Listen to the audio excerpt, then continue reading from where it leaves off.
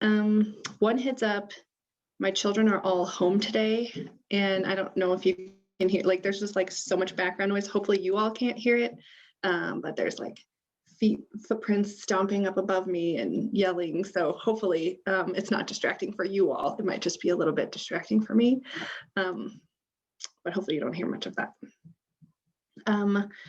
So today the plan is finish up talking through where we ended on Tuesday.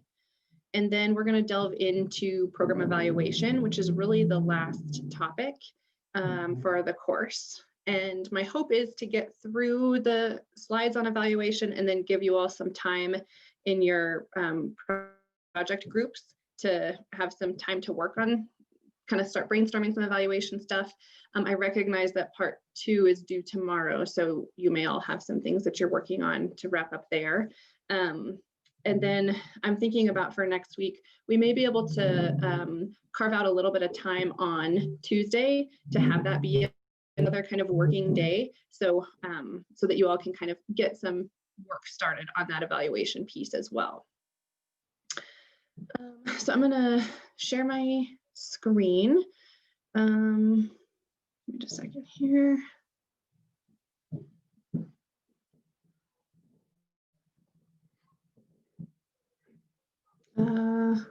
Can you all see the slides? What do you see right now? Someone mind just telling me? I can see the slides, but it's in a different view. Yeah, I did something wrong here. Hold on. Let me try one more thing real quick.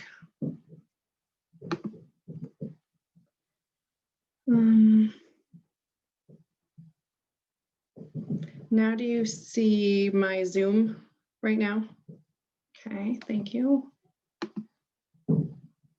Okay, now do you see the slides?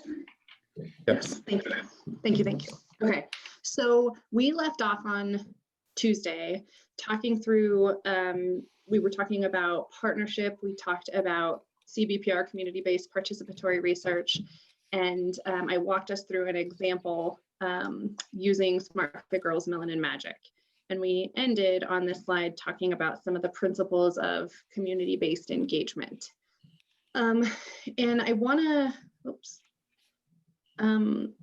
start, I think it's always really important, you know, I know we talk a lot about this idea that we will mess up, right? It's part of the work, it's part of what we just have to accept is getting comfortable being wrong, right? All of these kinds of things that we talk about, a willingness to mess up. So I want to just share a couple examples from my experience doing this work that I think highlight some of the ways that, you know, we all have opportunity to learn, shift the way we're doing things, be open to different perspectives, and just kind of commit to doing better. So there's 2 examples I want to talk about. One has to do with really early on when we had just started this project. One of my collaborators on Smart Fit Girls and I were, we had hosted an event for our organization, and we were talking about some of the work that Smart Fit Girls was doing. And before the presentation, we kind of talked about, all right, here's the things that you'll talk about, here's what I'm going to talk about. And so my collaborator is who was talking about the grant and the project. And the way that she talked about it was this very deficit-based, right, the kinds of things we talk about a lot. And it was really highlighted this notion of white saviorism and like really kind of put it on display. And it was a really important lesson because in that moment, there were multiple things. One, I didn't interrupt when I could sense that it didn't land right. And that for sure was a first piece of this. I also hadn't done my due diligence of talking through and trying to hear what each of us was planning to talk about, and then running it by my community partners, right? One of the most important pieces that I learned from that was, like we talk about on this slide, this notion of valuing individual and community voice, right? Because what that means is that folks should be the keepers of their own stories. And, you know, Maisha, for example, in that situation, should have been the one either to present if she was there or to review or draft what we were going to talk about related to the project. So I think that's a nice example of this notion of, you know, whose voice is being spoken and who has say in what and how a project is being talked about. And then the other example I was thinking of is I was meeting with Deb, who's the current partner on this project, on the joint pilot project, the second phase. And we were talking about, I think it was as we were writing this follow-up grant and thinking about incentives for participants. And so one of the things that I had mentioned was access to rec centers or gyms or spaces in which to engage in physical activity, and the possibility of paying fees to as part of the grant. And she really, can you hear that noise? She really importantly pointed out that the assumptions that I was making around who could afford access, right? And that the only reason that some folks don't use certain facilities is cost, right? And that's absolutely not the case, right? There are a whole host of other reasons why people may choose not to attend certain spaces or be members at, right, certain fitness facilities in this example, right? Is the space welcoming? Is it affirming? Is it representative, right? Do folks see themselves represented when they enter into that space? And so that was another one, right? That we can just sort of fall into these traps of, especially when we talk a lot about sort of root causes and drivers of inequities, right? And the wealth gap, right? But we can't fall into this assumption and stereotype that it's always related to cost, for example, in this situation. So I think it's really important to share these examples of the ways that you might find yourself messing this up, and that the willingness and responsibility that we have to stay with it and to continue and to learn and grow and be better each time that we do this. So the last piece that I wanted to touch on is specifically related to engaging with young people. And a lot of what I spend my time and effort thinking about is adultism and how that shows up in spaces. And adultism just being the power that adults hold over young people simply just because of age.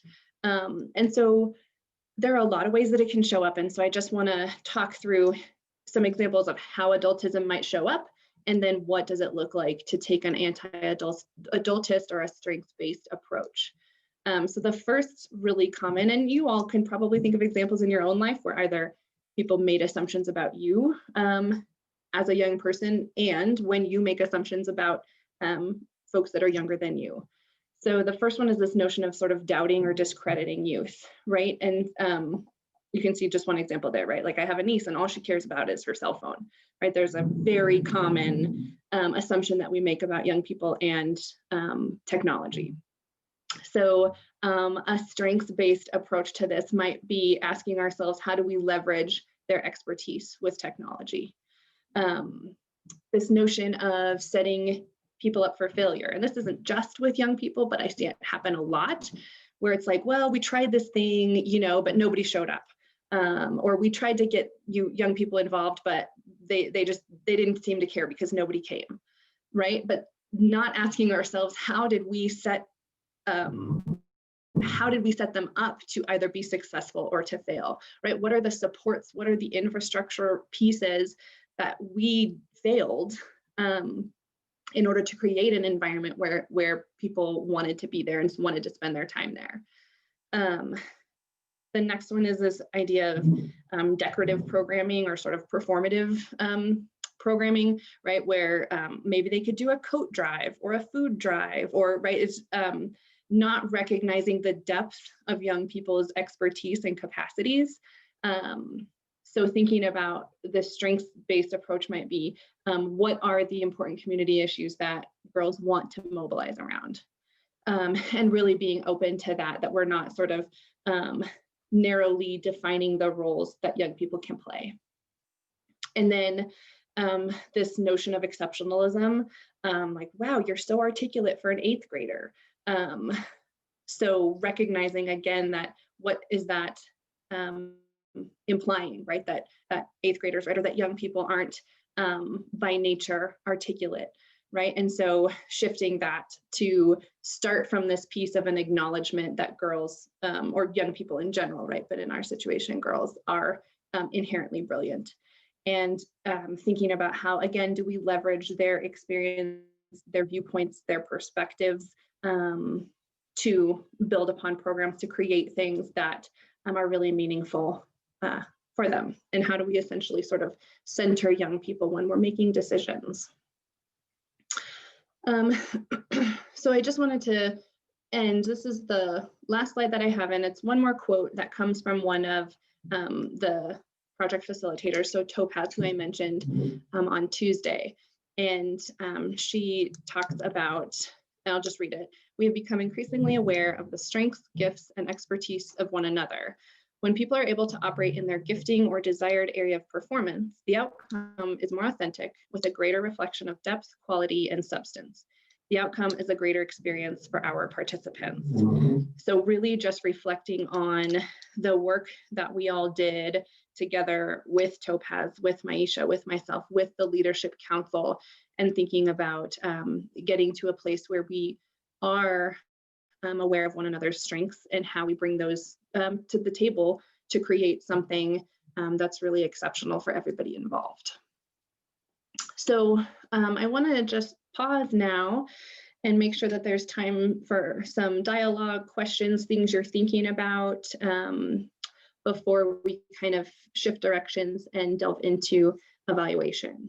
So I'm going to stop sharing for a moment so we can chat and see what questions or things you all are thinking about.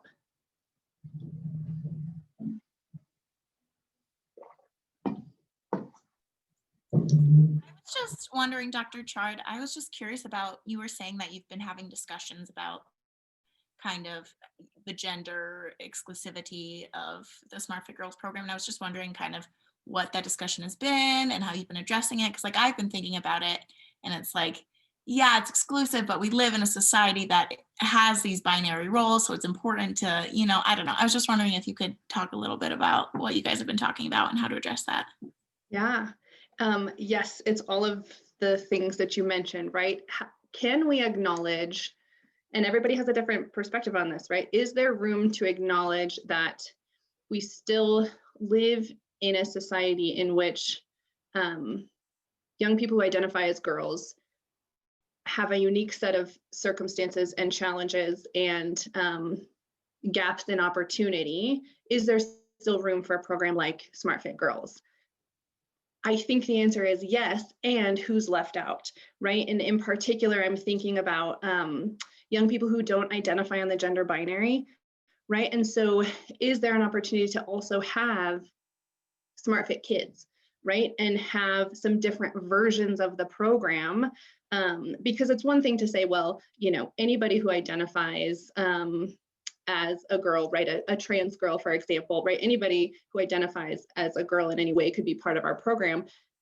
But even within that, are we being intentional in our programming such that trans girls do feel represented? And those are things that I think we are getting better at, but it doesn't get at this other really important gap for young people who don't identify on the binary, right? And so those are some of the conversations of what would it look like to have SmartFit Kids who, you know, who are the, just similar to exactly what we've been talking about in this class. What's the assessment? Who are the champions that we would be involved with to help create something, right? And all of the steps that you're literally going through right now is kind of where we're at in that process. Just a parallel that kind of came up for me as you were mentioning that idea of exclusivity with the title of the organization. I currently work for the Boys and Girls Club of America, and there's a larger organization which is serving a larger population, and yet their name is still pretty exclusive to boys and girls. And then I think also on even a more larger scale, I think the Boy Scouts, correct me if I'm wrong, I believe they just went through, I don't know if I want to call it political change or an organizational change, where they were starting to allow girls to participate in Boy Scout activities. If anyone has any better information on that, I'm not a part of that organization, but I do remember a couple of years ago they were struggling with that same issue. Sarah, looks like you had your hand up. Yeah, I wonder, I'm not sure about this, but I wonder if it's a matter of like identity versus equity. So if when there's a means to, or a desire to keep different groups separate based on identity versus making a group based on equity, and so it's not totally tied to someone's identity, gender identity, or racial identity or something like that. I've thought about this. It's a pretty interesting topic. Yeah, and one of the things I think about is how do we also, I don't know, I can't remember in the specific focus groups that you all transcribed and analyzed, a theme that's a very strong theme that almost always comes out is the importance of having the space that girls had to have the discussions that they have and to be physically active without worrying that they're going to be made fun of, or some of the barriers that young girl identified folks experience when it comes to physical activity. And so in thinking about what those groups are based around, I don't always know the answer. I think that's a part of your question. There is, what are the groups based around?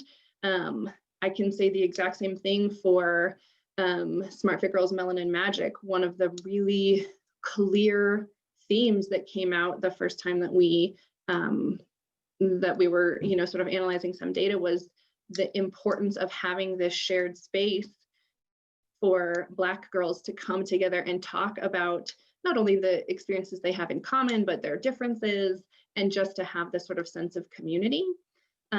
So yeah, I don't have an answer, but those are some of the things that I think about related to this question of identity.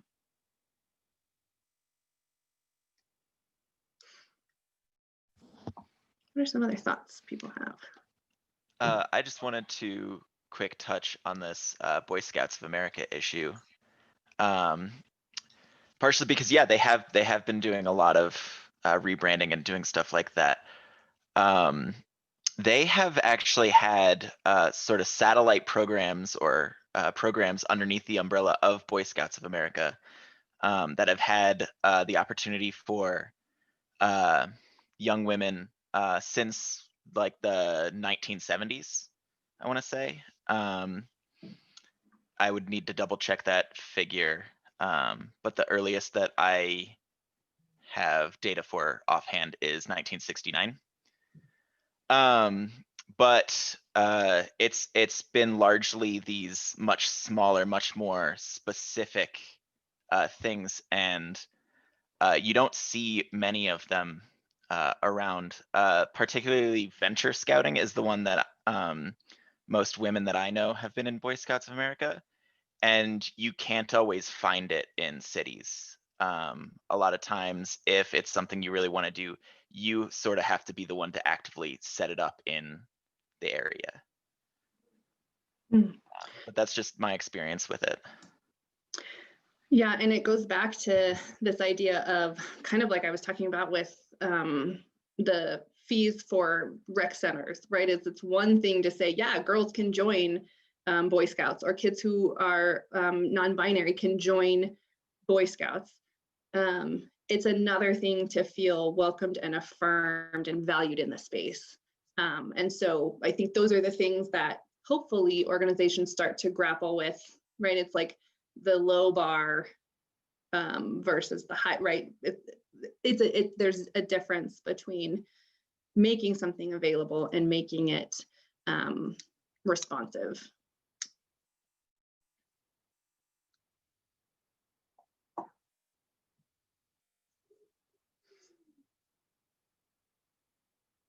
Okay. Any other questions before we turn our attention a little bit to evaluation?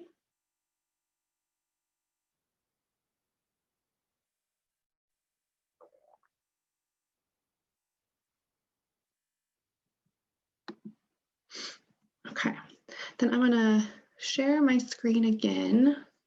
Give me just a second here.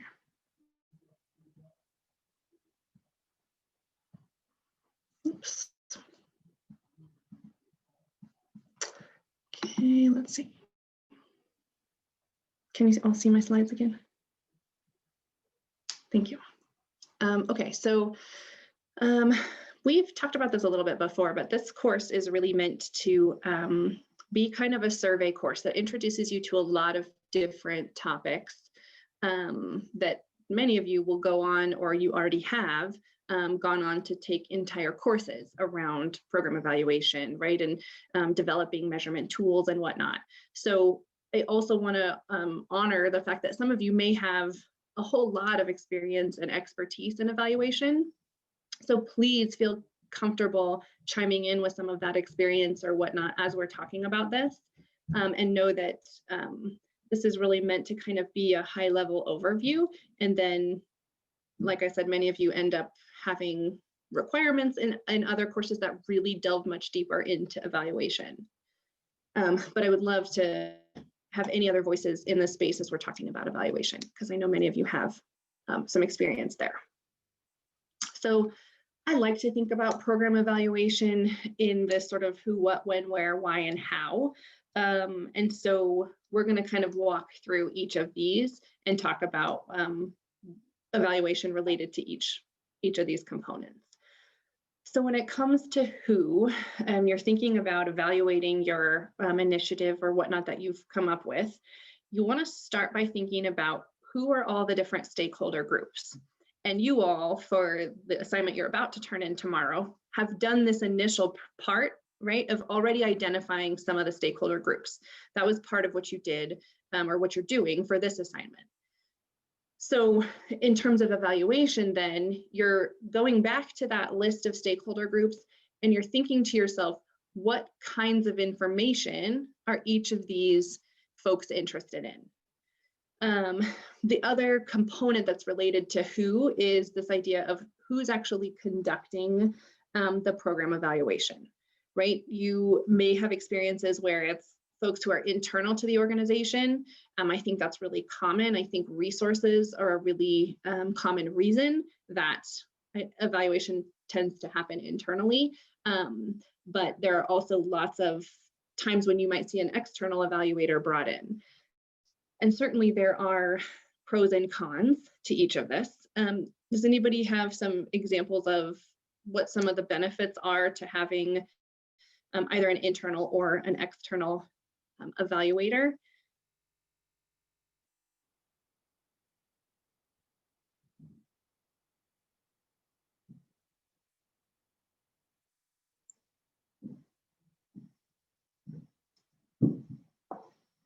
I'll jump in here where I feel like a con of having an internal evaluator might be confirmation bias. Yeah, absolutely. That's a great example, Claire, right? And in addition to that, it's like sometimes you're just too close to it that you also have a vested interest in the outcomes, right? And so that can show up in all kinds of different ways in how you ask questions or who you survey, right? So thinking about some of the cons for an internal, or you can think of them as pros for an external, right, are the bias that can show up. Some of the cons for an external, certainly cost, like I mentioned, can be one of them. The other piece that can be a con is someone may not know enough about the ins and outs of your program or your initiatives or whatnot to be able to do a really thorough evaluation. So when you do think about bringing in an external evaluator, it's really critical to think about how are we engaging this person so that they, or this organization or whatnot, so that they have a really robust view of all the different things that we're doing, the players that, to really create this robust picture. Okay, so you've identified your stakeholder groups. Now, when it comes to what, you're thinking, like I said, about what kind of information is each of these stakeholder groups interested in, right? So if one of your stakeholder groups is city council, right? What are the metrics or the outcomes that they're interested in? They may be interested in a cost benefit, right? Or changes in quality of life, right? So you're going to sort of take each of those groups of stakeholders and think about, of course, in the real world, you're going to ask these groups of stakeholders, what are their outcomes of interest? But be thinking about what are the kinds of things that these different groups might be interested in. So the when piece of this, ideally, you're creating your intervention alongside the design phase, right? I think that's another challenge that a lot of organizations and programs have. Oftentimes, like I'm thinking about with Smart Fit Girls, right? Sometimes we are so focused on getting those programs out there, having them delivered, right? That it's not always the case that evaluation is thought of really intentionally from the get-go. But the earlier on you can be thinking about it, the better you can sort of prepare, because it might be the case that you need some baseline data to demonstrate the outcomes that you're hoping to demonstrate. So you want to be thinking about what information do we need before we even get started. And then the other piece of that is your longest term outcomes, right? If you go back to your logic model or your pre-seed model, what were those longest term outcomes? And can you envision seeing changes in those during the scope of your program or plan, right? What's the timeline that's going to say, well, if we were really going to see changes in homelessness rates, is that feasible to see in our 1 year time frame, right? And so you're having to think about the when pieces of these. And if that longest term outcome isn't feasible in your time frame, then you kind of walk it back to sort of the medium term outcomes, right? And figuring out, how do I measure the more intermediate or medium term outcomes? And then, because there's such a strong link, and that's what we've done up to this point, a strong link between the medium and the long term, you can ideally feel comfortable that if you show changes in the medium term outcomes, you're likely also to have success with those longest term outcomes. All right, so who, what, when, where. This is certainly relevant right now with COVID, right? But where is evaluation taking place? How accessible is evaluation in terms of if it's not happening on site, if it's happening electronically, what's the access to technology such that folks would be able to engage in the evaluation, right? If there isn't a site, how are you reaching folks? How are you identifying a location that the folks you're trying to reach are comfortable with, used to being there, so that you're not putting an additional burden on folks to ask them to go somewhere to do the evaluation piece.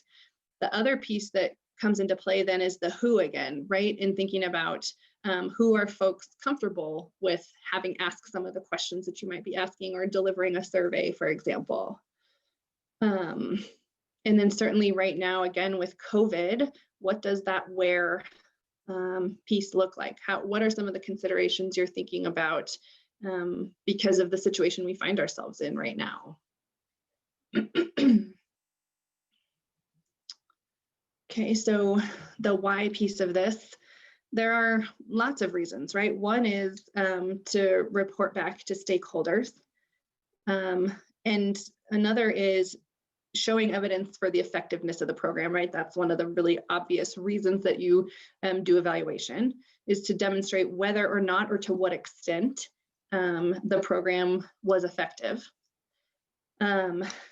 This next one is identifying whether the program was implemented as intended. Today, we're going to talk about something called process evaluation, different from outcome or impact evaluation, right? Your outcome evaluation are, like it says here, was the program effective? Your process evaluation answers the question of, was the program delivered as it was intended to be delivered?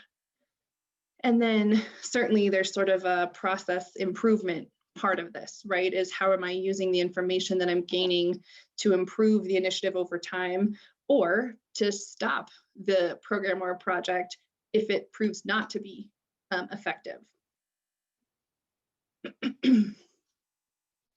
So then this how piece. So when you're thinking about how do we go about this process of evaluation, certainly there are models for how you do this, right? The CDC model is there on the top right. But ultimately, you're thinking about what were our program goals and objectives. So you're likely going back to your pre-seed model, perhaps to your logic model, to think about what did we list as these longest term outcomes, right? What were our goals and objectives that we set out to do? Or if we haven't set them, what are the goals and objectives? And then you're thinking about evaluation questions. So we're going to kind of walk through some examples of evaluation questions and how you tie your evaluation to either your logic model or your pre-seed model. Part of the reason that we do these is so that we can tie our evaluation back to them. And then you're thinking about your methods for evaluation. So once you know what you want to know, then you're asking yourself, how am I going to get that information? And you know, part of that process is thinking about a timeline, right? When are you collecting information at how many different time points? What kinds of information, right? Are there some qualitative measures? Are there quantitative measures? Kind of sort of trying to build this picture of all the different things that need to be evaluated. But ultimately, it's tying it back to logic model, pre-seed model, and so we'll talk about that. So I like this graphic just because I think it's helpful in thinking about the different kinds of evaluation. So we talked about impact and outcome. You can think of your impact evaluation as kind of those medium term, short and medium term outcomes, or yep. And then the outcome evaluation is the longest term outcome. Those forms of evaluation are considered summative evaluation. The formative evaluation, or the evaluation that's happening from the point at which you start planning throughout the intervention, is called process evaluation. And we'll talk about what are some examples of that. So process evaluation, right? So again, this is stuff that you're collecting information about once you've started the intervention till when it ends. And you're thinking about process evaluation to answer that question, like I said, of to what extent was the program delivered as it was intended to be delivered? So it helps kind of quantify what happened, how it was done, who it reached, how they participated. And you can see here there are 17, I don't think there's exactly 17, but there are a whole bunch of different elements of process evaluation. I'm going to walk us through a few of those, but again, essentially, any information that helps you paint a picture of how the intervention was implemented is process evaluation. So I have listed all of them in here just so that you have access to all of them. I'm not going to walk you through an example of every single one, but thinking about accountability, right? The extent to which the staff did what they were supposed to do. Recruitment, how effectively did you recruit and how effectively did you reach the population that you intended to be reaching with this? The response, right? The proportion of the population that actually ended up participating. You can see how some of these things start to paint a picture about how the intervention happened, right? Because let's say let's say your intervention was wildly successful and you saw huge changes in whatever your outcomes were.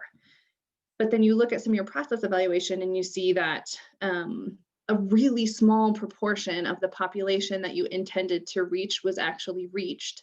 So how do you interpret the findings with that in mind, right? Maybe there was some selection bias or whatnot. So it helps you interpret the ultimate summative findings that you have. A few more.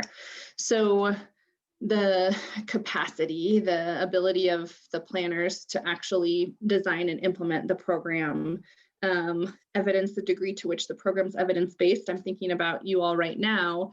You're having to justify the decisions that you're making in terms of what theories might play a role, right? All of that goes into this notion of evidence. And again, I'll just remind you all that I like to think about this as evidence informed rather than necessarily always having to be evidence-based. Multiplicity, the degree to which multiple components were built into the program, right? Did you focus just on one really narrow aspect, or were you trying to do a whole bunch of different things? Again, that will help when you get to the end and you see, well, our program was really successful and all we did was focus on this really one narrow aspect. That's helpful. So again, all of this information is meant to help interpret those summative findings. A few more. So satisfaction, the degree to which participants were satisfied. Context, right? Are you accounting for some of those external factors that may have influenced the program results, right? What other programs are happening? What other initiatives are happening? Is there a global pandemic happening that's impacting, right? All the other contextual factors that might be playing a role. Process evaluation can be collected in a whole bunch of different ways. Everything from focus groups and surveys and key informant interviews. It can be direct observation. So there's something called a fidelity check. So sometimes, for example, with SmartFit Girls, we might go attend a session and observe the degree to which our coaches or the coaches that we're working with are delivering the program as it's intended to be delivered, right? So there might be an observation piece. I'll just show you another quick example. So we also have a process evaluation document that coaches fill out. It's meant to be really straightforward and simple, but basically for each day that the program meets, we have a list of the planned activities. You check off whether the activity was completed or not, any alterations to the planned activities, and then any other notes, right? So we collect this information and for example, one of the ways we've used this is to see that one of our days had way too much on it and time after time, coaches were not getting through everything, right? So then we take that information and rework the program, make more time for things, shift things around to essentially make changes to the program. But this again then tells us how we can interpret the results based on how the program was being run. The other one on there was a Gantt chart. This is what a Gantt chart is. I think you likely have seen them. It essentially is a timeline where you kind of, list in colors or whatnot when activities are meant to be taking place. And then you can kind of compare this again to how things actually ended up happening, and just kind of, again, make interpretations as to how successful a program was based on whether it was implemented how it was intended. Questions so far? I feel like I'm talking really fast. Questions so far and any of the process evaluation stuff before we delve into more of the summative evaluation?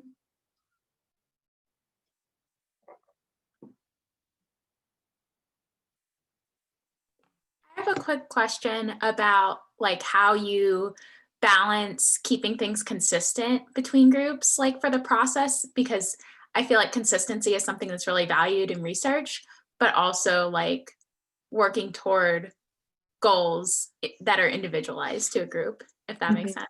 It does. I think going back to the question of what's our overall goals and objectives for this evaluation, sometimes our overall goals are to have as controlled, and oftentimes this is right at the beginning when you're trying to pilot test and then ultimately sort of test the effectiveness of an intervention, trying to keep as much of it consistent as possible so that you can get a true some true outcomes as to how effective it was when it was implemented exactly as it was intended. But then thinking about as you adapt a program or create new parts of a program, what does it look like to be more open with your evaluation? Some of that I think goes back to, the Dhaliwal paper that you all read on more liberatory approaches to evaluation. I think about it as more of a fluid process. So for example, with our program, we've done some controlled, when we first started, tested the program. And in some ways that all that did was give us some information when we wrote grants, right? But then we've been able to be more flexible to say, well, we've demonstrated its effectiveness with this population, but we're interested in adapting it, thinking about it differently, right? And being more open to it. And I think sometimes people, grantors will like to see that there's some evaluation that's been done to show its effectiveness. And here's how we're now making adaptations and changes to it. But I think it kind of just depends, going back to, again, what is our overall goal and objective? It also kind of reminds me, Rachel, of this idea of when you have theory in your program, is your goal to test the theory, or is your goal to see how effective the program was in whatever the outcomes are that are most important for the population that you're working with? So starting from that question of what are we most interested in? I have a quick question. When doing an evaluation, how do evaluators, or how does the evaluation avoid any bias if the organization knows they're being evaluated? I don't know if that makes sense. Like when I think about, I know that my boss, for example, she'll be like, oh, we're going to be audited, or oh, we're going to have an evaluator come in. And so expectations change when that evaluator is there and present, and behaviors change from the staff to sometimes even the participants. I'm just curious how evaluations either code that, or how they can be like, okay, this is abnormal or normal behavior. Yeah, I don't know. I don't have an answer, just as I'm thinking about this now. I'll pause and see if other folks have thoughts or experiences that you could think of that relate to kind of what Javier's asking here.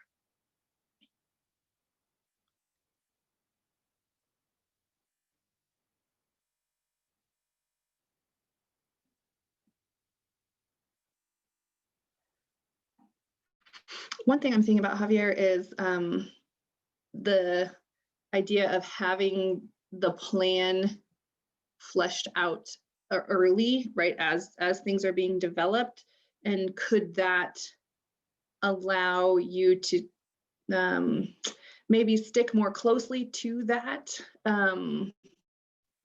Yeah, I don't have a great, because I think part of what you're asking is when someone's coming in to evaluate the organization, not necessarily just a specific initiative or program or something that's happening. Yeah, that's what I'm talking about. And just this, I don't know, I've just seen it before. I'm not very familiar with evaluations, but I've seen, being an employee, the behavior change of employees when they know they're being evaluated. And so I'm just curious if evaluators know how to collect their data in a way that kind of addresses that maybe insecurity or knowledge that, oh no, these individuals knew they were being evaluated, so they made sure to get through every single part of the program.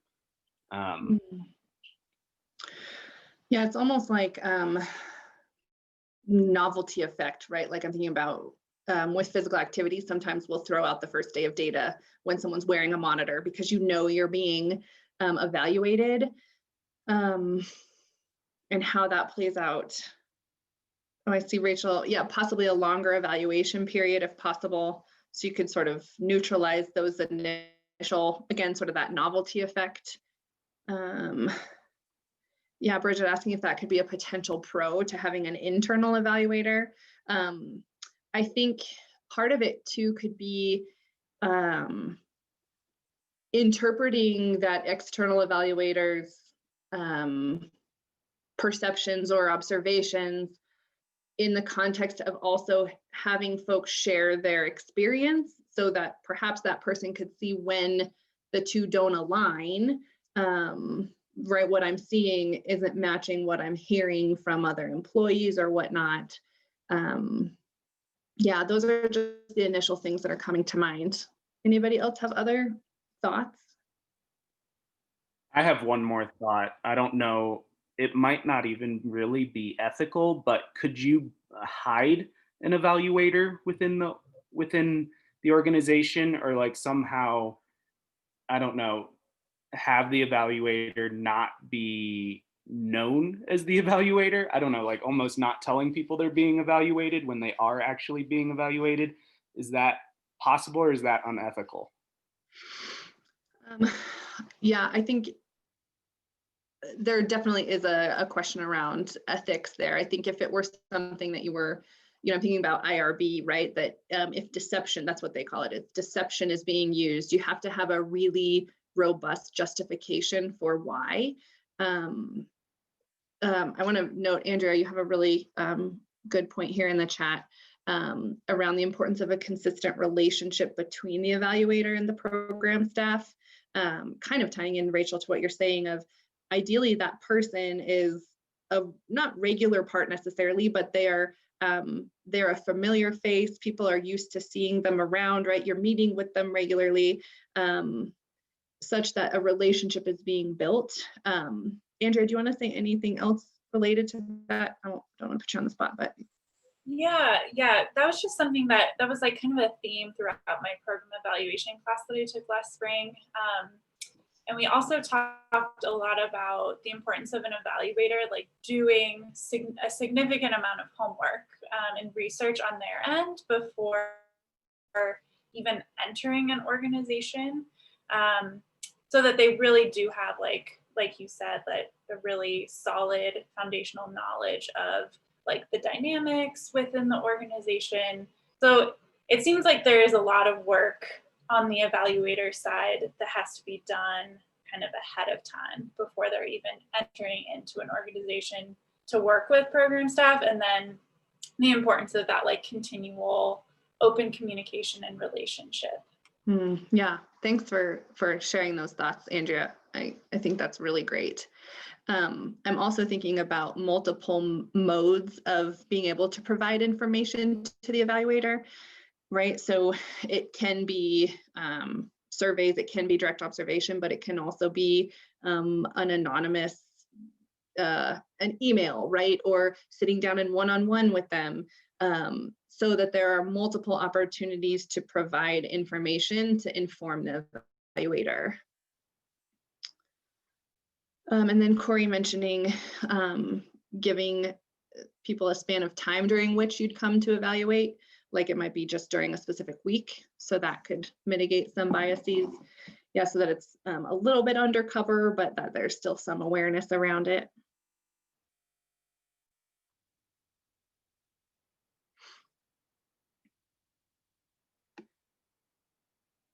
Okay, other thoughts or questions?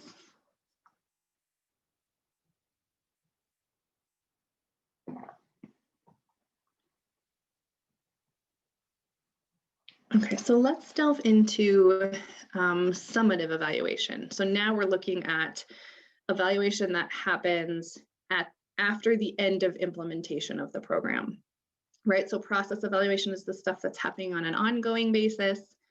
Your summative evaluation is what happened upon completion. So like I've mentioned, oftentimes you'll go back to your pre-seed model, you might go back to your logic model, and you're looking at the long-term, medium-term, and short-term outcomes. These oftentimes will tend to be what your impact and outcome evaluation is. Did we see changes in the short-term components that we wanted to see? Did we see changes in the medium term? Did we see changes in the long term? Or if we're going back to pre-seed, it's the same thing, right? Do we see changes in quality of life, in some of the health indicators, some of the behavior and environmental factors? These are all really kind of fall under this umbrella of the summative evaluation. So really you're kind of taking this information in order to interpret how impactful the program was. And again, the impact is the more immediately observable effects of a program. And then the outcome is sort of that ultimate or longest term goal. So, okay. So like I just talked about, oftentimes you're going to revisit the models that you've created up to this point and think about how might you identify questions or scales or surveys around looking at changes in quality of life, disease, health conditions, changes in behavior, the environment, again, tying it right back to the model that you've created. Or if you're looking at your logic model, how are you creating questions or tools that are going to look at changes in short, medium, and long-term outcomes? Once you come up with those outcomes and the questions, then you're thinking about how are we going to do this? And again, oftentimes it's a combination, right? It could be surveys, it could be biometric measures, right there. You're now thinking about how am I tying these questions to a specific measurement scale or pre-existing tool? Are we going to create our own survey to get at these things? Can we look at morbidity or mortality data, again, to get at those longest term outcomes? So there certainly are lots of considerations when it comes to evaluation, right? Many of these we've sort of talked about or touched on. So failing to plan for the evaluation, not having the resources adequately available. I think best practice, I might not get this exact percentage right, but I think best practice is that evaluation should be somewhere around 15% of your budget, which is really not a small percentage. So if you want to be, if you're writing a grant and thinking about evaluation, doing your best to write in some resources to actually do the evaluation piece. Sometimes there are restrictions at an organizational level that keep you from being able to evaluate. So for example, with SmartFit Girls, we implemented the program in a school district in Denver and wrote up a plan to their review board, right? We have the university review board, but many school districts also have a review board for any data that you might want to collect on students. And we were denied. They wouldn't allow us to collect data. So there might be restrictions that will keep you from being able to collect the data that you want to collect. The effects can be hard to detect. Sometimes, we talked about this a long time ago, but if you're looking at your social ecological model, sometimes it can be hard to tease out why was something impactful, right, when there was a lot of different moving parts. So how are you trying to be thoughtful and thinking about all the different levels of your proposal and how you're going to assess whether it was effective, the time allocated to it, and again, this last one, that the intervention wasn't delivered as intended. So if you collect all your process information and you realize, okay, well, nobody actually attendance was so low, right? Or you find out some of these other things, again, that will impact how you interpret the outcome and impact evaluation. A couple other things when you're thinking about how are the results of the evaluation going to be used? So who is receiving the results of the evaluation? How are they being delivered? An acknowledgement that your different stakeholder groups likely have different interests. And so how are you taking the results that you're finding and sort of tailoring it to your different stakeholder groups?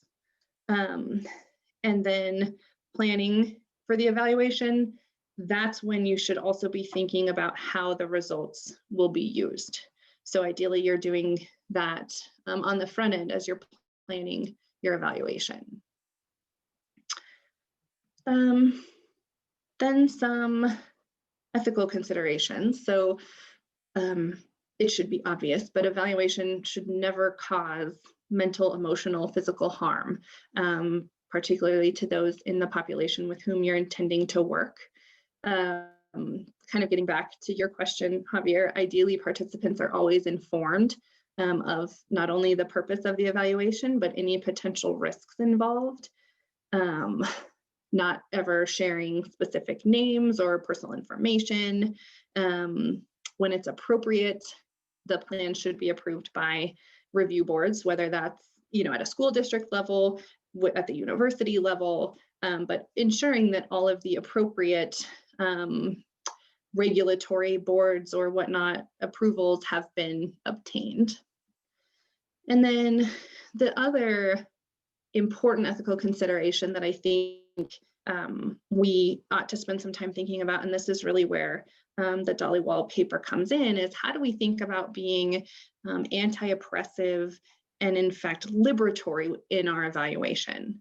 And so I want to talk just a little bit about that as we kind of wrap up this topic of evaluation. So there's a really nice quote from the paper where she says, if an endeavor does not see itself as an agent of change along a continuum that leads us toward equity, what harm are we doing in measuring its effectiveness? And so thinking about how are we reflecting on the ways that we're evaluating and thinking about, are these things that we're measuring ultimately going to lead to a situation that's more equitable?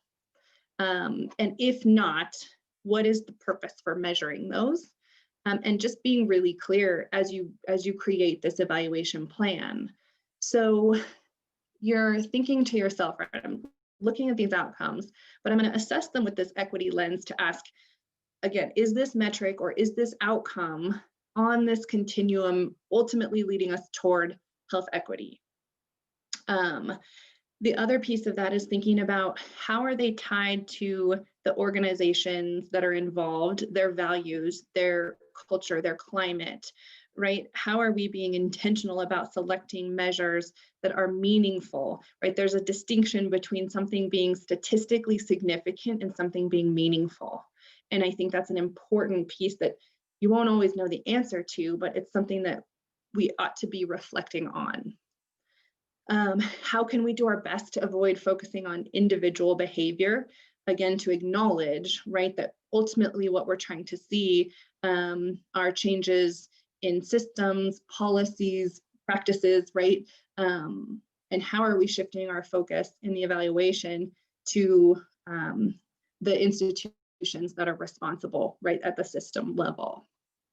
So the paper talks about a few different examples of outcomes that might be viewed more from a liberatory perspective, right? But it could be things like sense of belonging, relationship dynamics, sense of healing. How are different modes of evaluation being used, right? How are we getting out of just a quantitative pre-post survey and thinking about something like media, video, photo, right? Photo voice. Some of you might be familiar with this notion of photo voice. And again, how are we looking at change in systems, policies, organizational practices that will ultimately that lay on that or lie on that continuum toward health equity. Does anybody have any experience with photo voice? Does that sound familiar to people? Have you heard of this idea? Anybody want to share their experience with photo voice?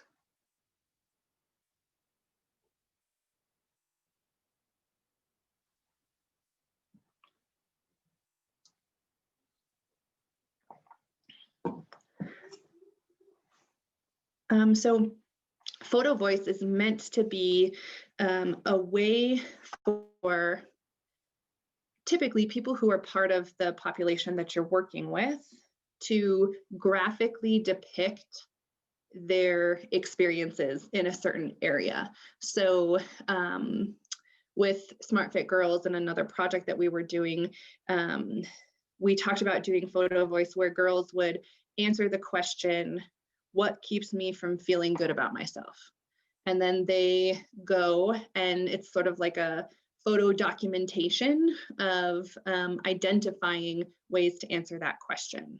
And then you might caption the photo, and it's a form of evaluation. It's a form of storytelling that allows those of us that are on sort of the receiving end to start to gain some perspective or insight into the lived experiences of somebody. There's been it's been many years now, and some of you who have worked with the city might be familiar with, there was a photo voice project done to identify aspects of the built environment that were not conducive to moving about the city, being physically active, being able to actively commute. Was anybody familiar with that project? It ended up resulting, I believe, in a traffic light being installed at a specific intersection. But does anybody that was familiar with that or worked with that project?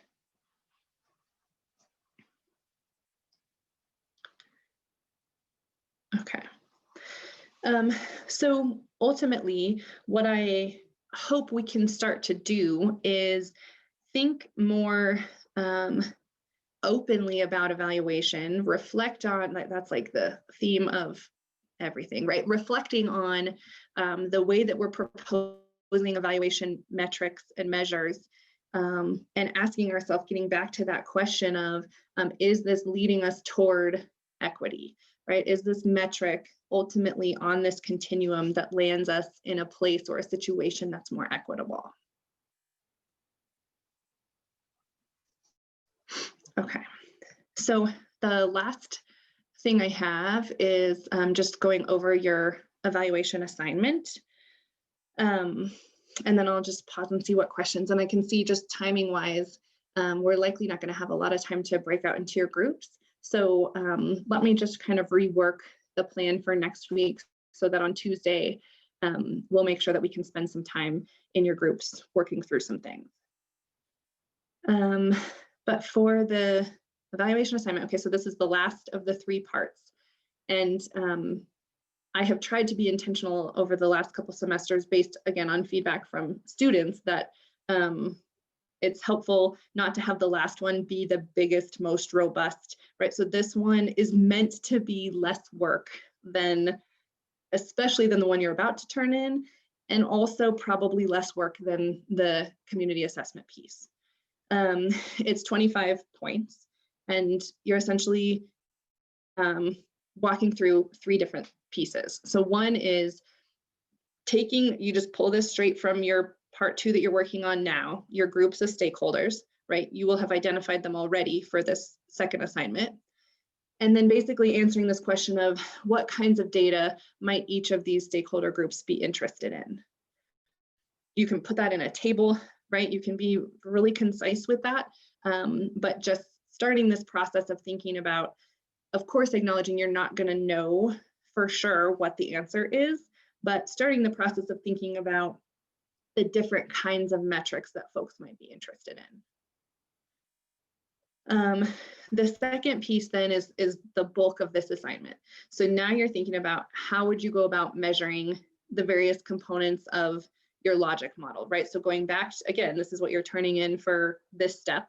So you're going to revisit that logic model, look at your sort of short, medium, long-term, however you're breaking up your outcomes.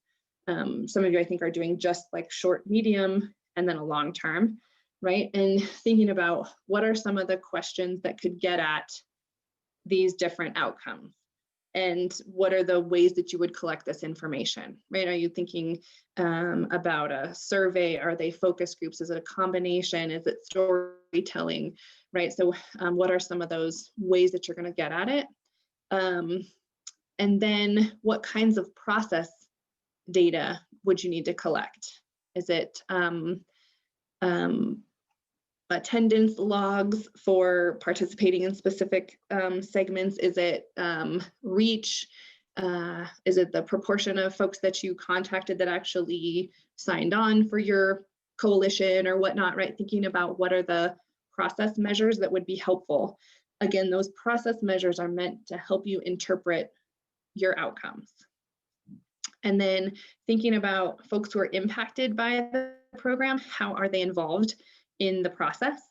And then how could more liberatory metrics be considered in your evaluation? So what would it look like to be really thoughtful about answering that question of, are these metrics on that continuum ultimately leading toward health equity?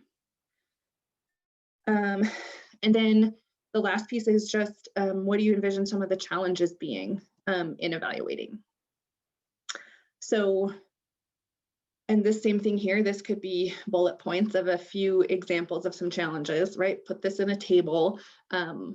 This really is meant to be a less intensive assignment. It's currently slated to be due on the 14th. I think that's a Monday. Yeah, I think that's is that a Monday? I don't know, 10/8. It is a Monday. So that we have enough time to grade before grades are due. So what questions do you have either on anything that we talked about related to evaluation or the assignment, or if you have some lingering questions for the assignment that's due tomorrow in these last few minutes? I'll stop sharing.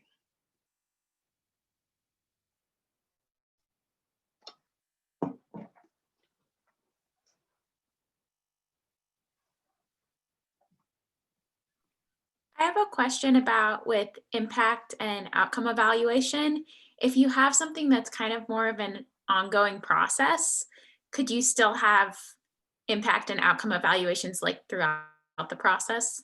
Yeah, absolutely. If you're creating something, I think oftentimes if it's something that you're creating at sort of a structural level, you absolutely could have situations where you have like these mini, we still want to assess the outcomes or the impact at this time point, even though it's still ongoing.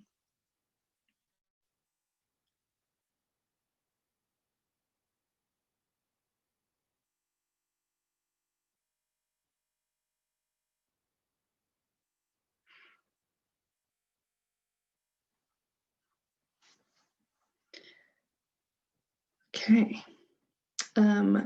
Feel free to send myself or Estuardo an email if you have some lingering questions about the second part, and then I'll figure out how we want to structure Tuesday so that you can plan to have a good chunk of time to actually work on your evaluation assignment.